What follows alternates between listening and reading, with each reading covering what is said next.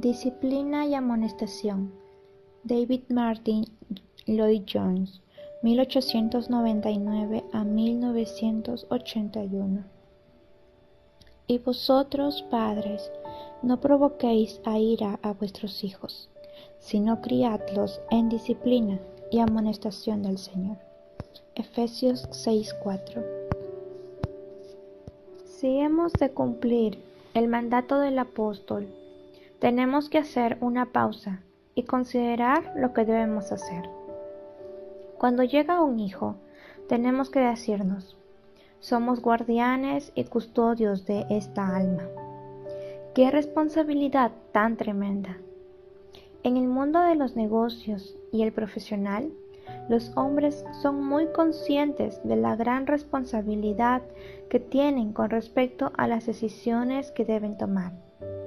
Pero, ¿son conscientes de la responsabilidad infinitamente mayor que tienen con respecto a sus propios hijos? ¿Les dedican la misma o más reflexión, atención y tiempo? ¿Sienten el peso de la responsabilidad tanto como lo sienten en estas otras áreas? El apóstol nos urge a considerar esto como la ocupación más grande de la vida, el asunto más grande que jamás tendremos que encarar y realizar. El apóstol no se limita a criadlos, sino que dice en disciplina y amonestación del Señor. Las dos palabras que usa están llenas de significado. La diferencia entre ellas es que la primera, disciplina, es más general que la segunda. En la totalidad de disciplinar, criar, formar al hijo.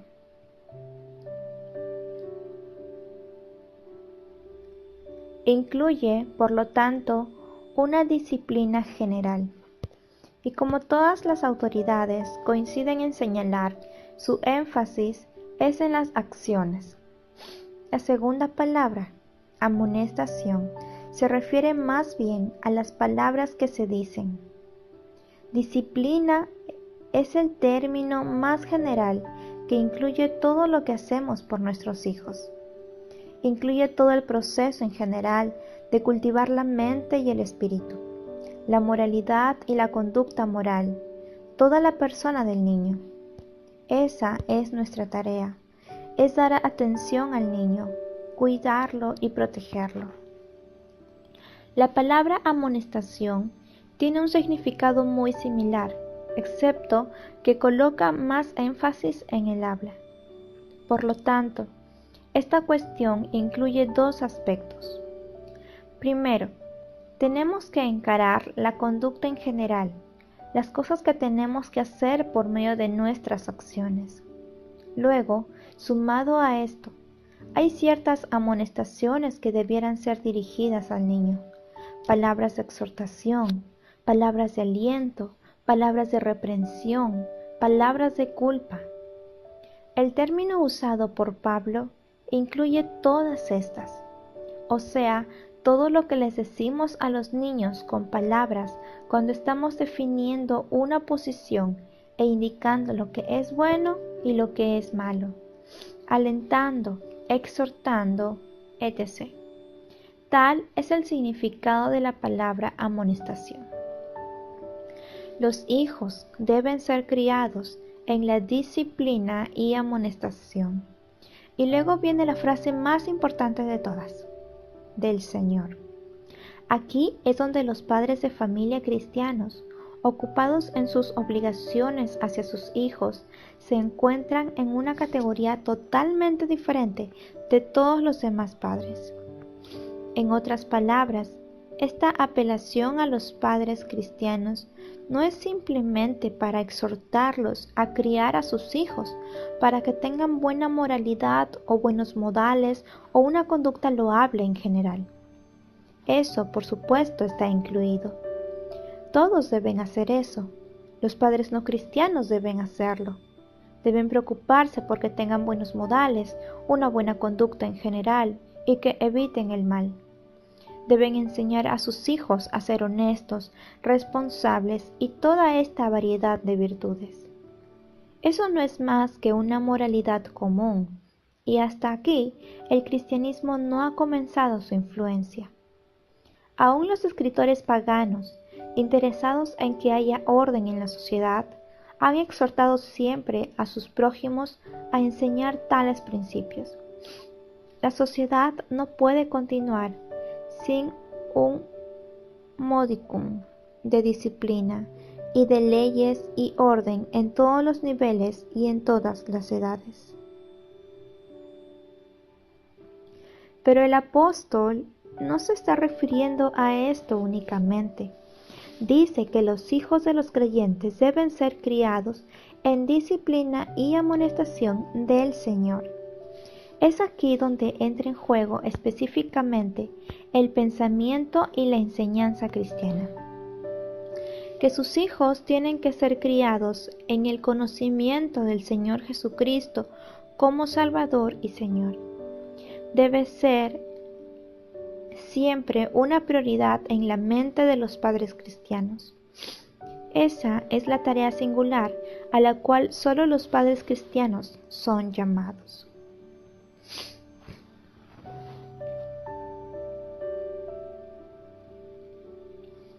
No es únicamente su tarea suprema. Su mayor anhelo y ambición para sus hijos debe ser que conozcan al Señor Jesucristo como su Salvador y como su Señor. ¿Es esa la mayor ambición para nuestros hijos? ¿Tiene prioridad el que lleguen a conocer a aquel cuyo conocimiento es vida eterna? ¿Que lo conozcan como su Salvador y que lo sigan como su Señor? En disciplina y amonestación del Señor. Estas, pues, son las expresiones que usa el apóstol. La Biblia misma pone mucho énfasis en la formación de los hijos. Observe, por ejemplo, las palabras en el 6º capítulo de Deuteronomio. Moisés ha llegado al final de su vida, y los hijos de Israel pronto entrarán a la tierra prometida. Les recuerda la ley de Dios y les dice cómo tenían que vivir cuando entraran a la tierra que habían heredado. Y tuvo el cuidado de decirles, entre otras cosas, que tenían que enseñarles la ley a sus hijos. No bastaba con que ellos mismos la conocieran y cumplieran. Tenían que pasarles su conocimiento a sus hijos. Los hijos tienen que aprenderla y nunca olvidarla. Es muy interesante observar en la larga historia de la Iglesia cristiana cómo este asunto en particular siempre reaparece y recibe gran prominencia en cada periodo de avivamiento y despertar espiritual. Los reformadores protestantes se preocuparon por la cuestión y le dieron mucha importancia a la instrucción de los niños en cuestiones morales y espirituales.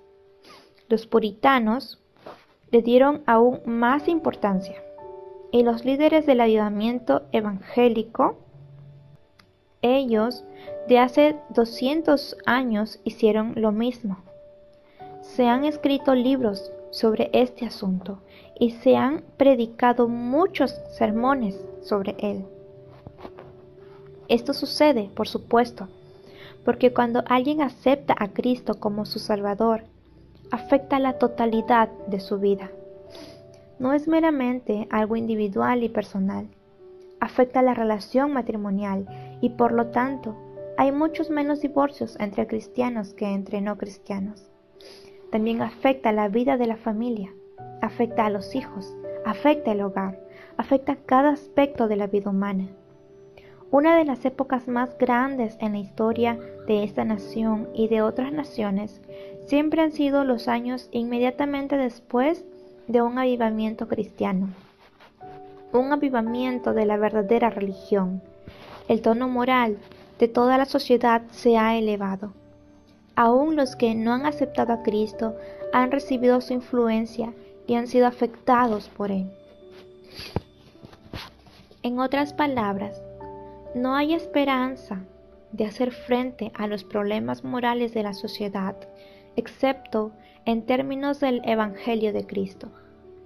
El bien nunca se establecerá aparte de la santidad. Cuando las personas son consagradas, proceden a aplicar sus principios en todos los aspectos, y la rectitud y justicia se notan en la nación en general. Pero, desafortunadamente, tenemos que enfrentar el hecho de que por alguna razón este aspecto de la cuestión ha sido tristemente descuidado en este siglo. Por una razón u otra, la familia no tiene el mismo peso que antes. No es el centro ni la unidad que antes era. Toda la idea de la vida familiar ha declinado. Y esto en parte es cierto también en los círculos cristianos. La importancia central de la familia que encontramos en la Biblia y en todos los grandes periodos a los cuales nos hemos referido parece haber desaparecido. Ya no se le da la atención y prominencia que otrora recibió.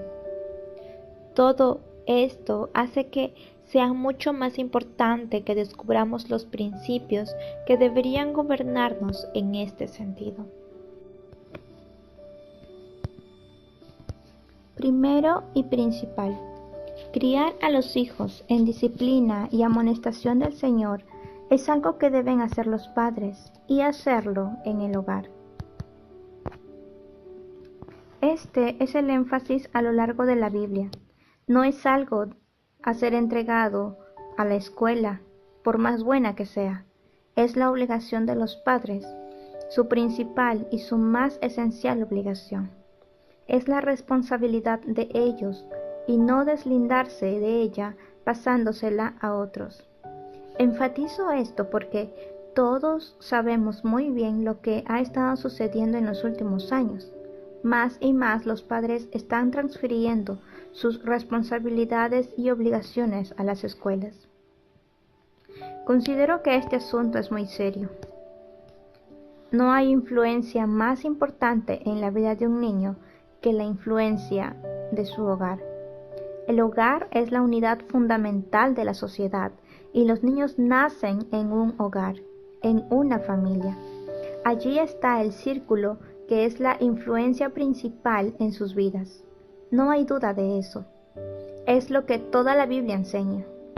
En todas las civilizaciones, las ideas concernientes al hogar son las que siempre comienzan a causar el deterioro de una sociedad que al final se desintegra.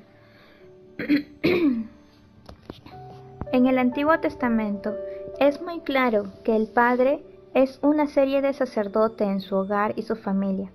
Representaba a Dios. Era responsable no solo por la moralidad y el comportamiento, sino también por la instrucción de sus hijos. Toda la Biblia enfatiza que esta es la obligación y tarea principal de los padres. Sigue siendo así hasta estos días. Si somos cristianos, tenemos que ser conscientes de que este gran énfasis se basa en las unidades fundamentales ordenadas por Dios: matrimonio, familia y hogar. No podemos tratarlas livianamente. ¿Qué pueden hacer los padres de familia?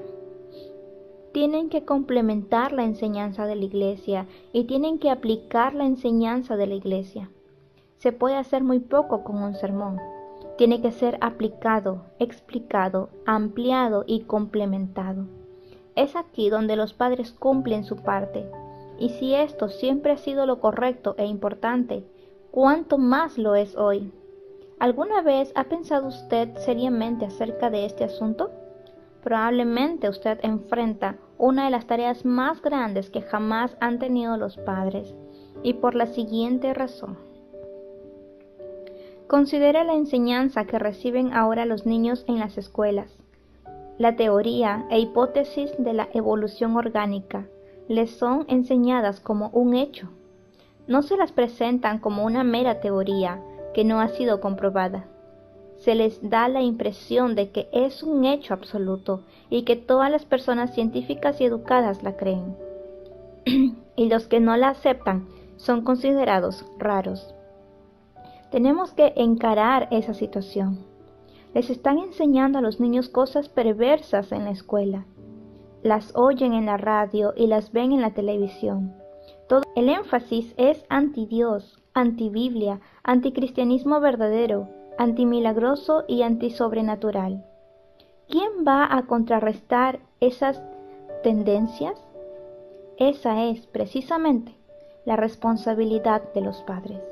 Criadlos en disciplina y amonestación del Señor.